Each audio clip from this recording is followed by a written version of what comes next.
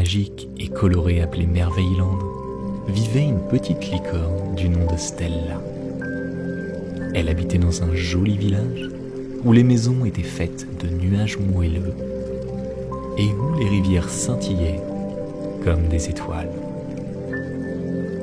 Tout était toujours lumineux et joyeux dans ce lieu qui était merveilleux.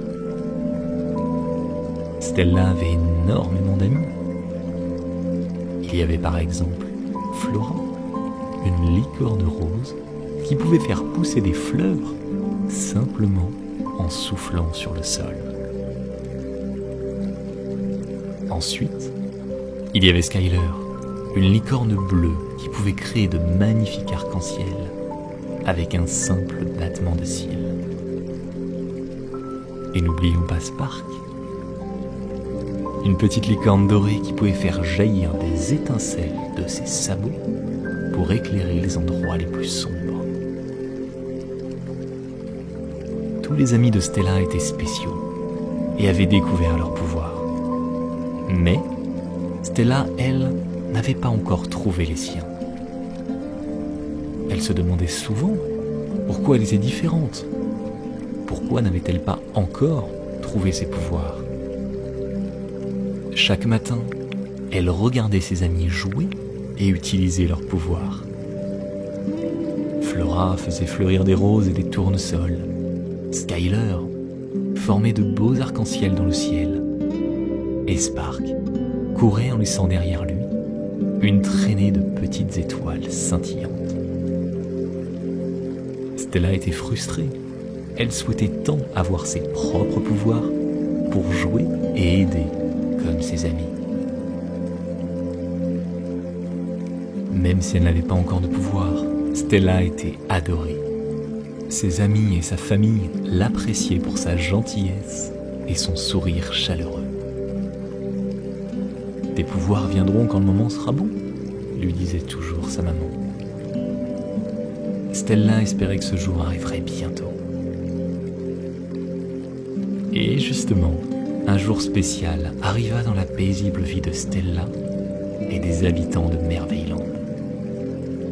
Une licorne sage et très âgée, qui s'appelait Oracle, fit son apparition dans le village. Elle avait une crinière argentée et des yeux remplis de sagesse. Oracle était connue pour être une grande conteuse, et elle avait voyagé dans des lieux lointains que personne n'avait jamais vus. Les petites licornes, y compris Stella, se rassemblèrent autour d'Oracle pour écouter ses histoires incroyables.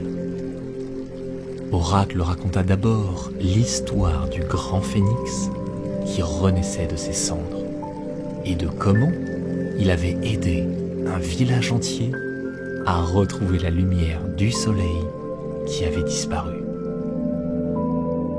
Ensuite, elle parla avec de merveilleux détails des sirènes des eaux miroitantes qui pouvaient chanter des mélodies si douces qu'elles apaisaient tous ceux qui les entendaient.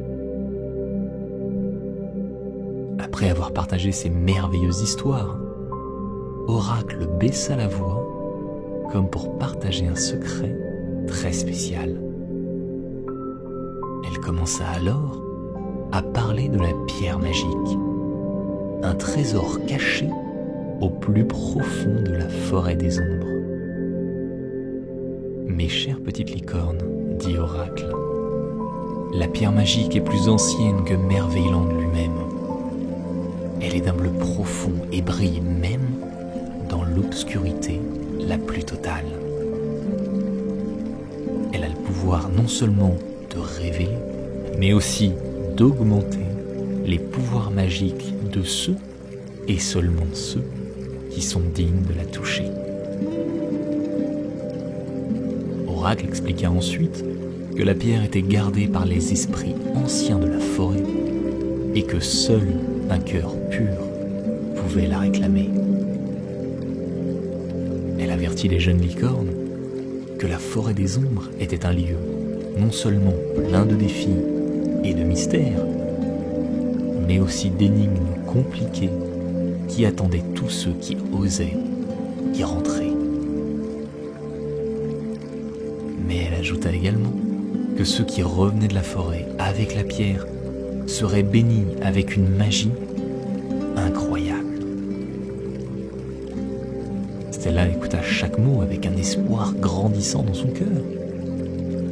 Elle se demanda si ce voyage périlleux pouvait être la clé pour découvrir enfin ses propres pouvoirs. Est-ce que la pierre magique pouvait vraiment lui donner des pouvoirs? Alors peut-être, simplement peut-être, elle pourrait être aussi spéciale que ses amis. Alors Stella, remplie d'espoir et de détermination, passa la soirée à préparer son sac de voyage. Elle y mit des pommes scintillantes qui brillaient comme des étoiles, du jus de baie magique en cas de fatigue et une petite couverture douce comme un nuage pour se reposer. Ensuite, elle étudia soigneusement la carte que la licorne sage oracle lui avait dessinée, mémorisant chaque tournant et chaque marque que comportait cette carte. À l'aube, Stella prit une immense inspiration. Dit au revoir à sa maman, son papa, ainsi qu'à ses amis. Et elle partit en quête de la pierre magique. La première partie de son voyage fut douce. Elle traversa les champs de fleurs luminaires, où chaque pétale illuminait son chemin. Puis, elle passa par la vallée du vent, où des brises chantantes lui murmurèrent des mots d'encouragement. Cependant, dès qu'elle atteignit l'orée de la forêt des ombres, elle sentit une sorte de lourdeur dans l'air. Les arbres étaient grands et tordus, leurs ombres jetant des formes étranges sur le sol. Les feuilles faisaient du bruit d'une manière qui semblait presque comme des murmures. Stella ressentit une bouffée d'appréhension, mais se rappela de l'espoir qui l'avait poussée à entreprendre ce voyage. Alors, pleine de courage, elle serra son sac contre elle et s'avança doucement dans cette étrange forêt. Après plusieurs heures de marche, Stella entendit un gémissement doux venant d'un buisson. En s'approchant, elle découvrit un petit dragon pris au piège dans un filet. Ses écailles étaient d'un vert émeraude et ses yeux étaient remplis de larmes. Sans réfléchir, Stella utilisa ses dents pour couper les fils du filet et libéra la petite créature. Reconnaissant, le dragon cracha un petit nuage de feu. Au lieu de brûler, le feu se transforma miraculeusement en une clé d'or suspendue dans l'air. Stella, émerveillée, prit doucement la clé et la rangea soigneusement dans son sac, pressentant qu'elle jouerait un rôle important dans la suite de sa quête. Alors qu'elle continuait son voyage, Stella sentit que le poids de la clé d'or dans son sac la rendait un peu plus confiante. Elle savait que la route devant elle était semée d'embûches, mais elle se sentait prête à les affronter. Après de longues heures de marche, à nouveau à travers la forêt des ombres, Stella finit par arriver devant une grande porte en pierre. La porte était ornée de symboles mystiques, certains ressemblant à des étoiles, d'autres à des lunes, et encore d'autres à de petits cœurs. Une inscription gravée en lettres d'or annonçait « Seuls ceux qui sont purs de cœur peuvent franchir cette porte. » Stella se souvint de la clé d'or que le petit dragon lui avait donnée.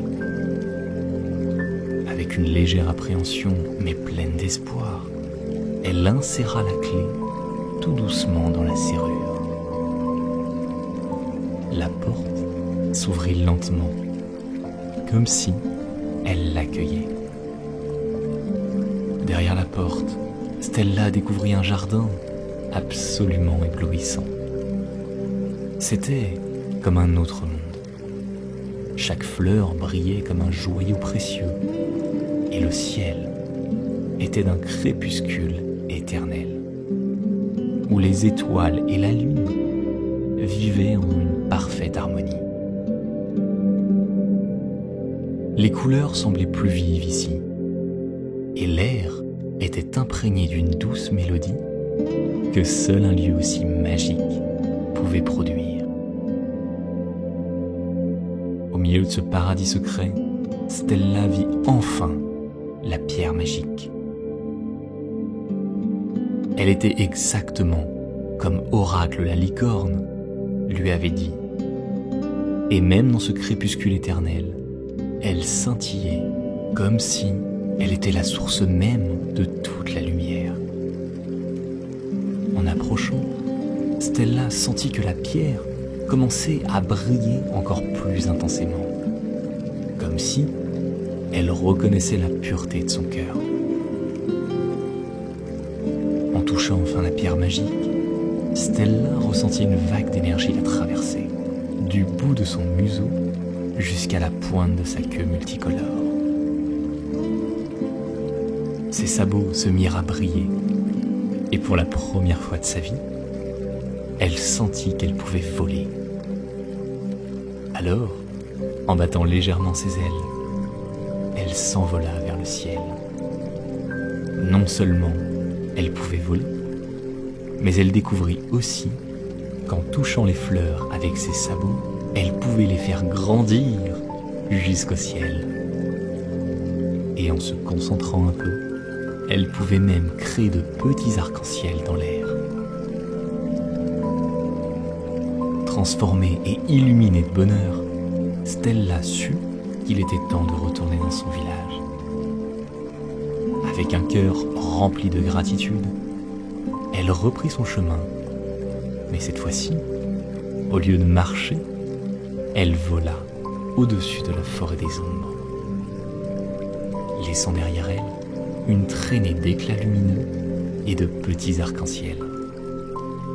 Lorsqu'elle arriva enfin à Merveilland, tout le monde put voir à quel point elle était différente. Ses amis et sa famille l'accueillirent avec des acclamations et des câlins.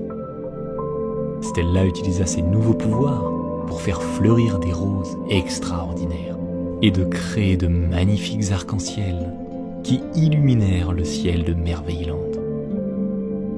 En utilisant ses pouvoirs pour apporter du bonheur et de l'aide à ceux qui en avaient besoin, Stella trouva enfin son véritable but. Elle comprit que sa quête n'était pas seulement pour ses pouvoirs, mais aussi pour apporter la magie et la gentillesse à ceux qui l'entouraient.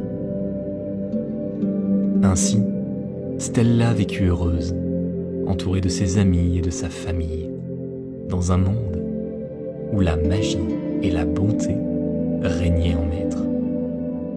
Chaque jour était une nouvelle aventure, et avec ses nouveaux pouvoirs, Stella savait qu'elle était prête à les affronter.